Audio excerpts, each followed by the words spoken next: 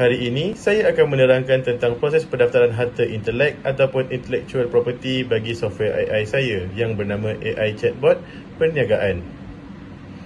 AI Chatbot Perniagaan ialah sistem kecerdasan buatan yang membantu menguruskan tempahan pelanggan dan menyusun data kewangan perniagaan dengan lebih cekap.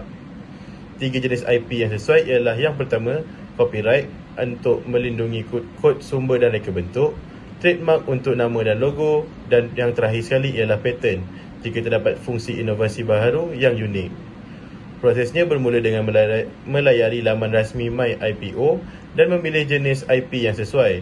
Kemudian, sediakan dokumen seperti penerangan software, maklumat syarikat dan screenshot aplikasi. Selepas itu, isi borang secara dalam talian dan buat pembayaran.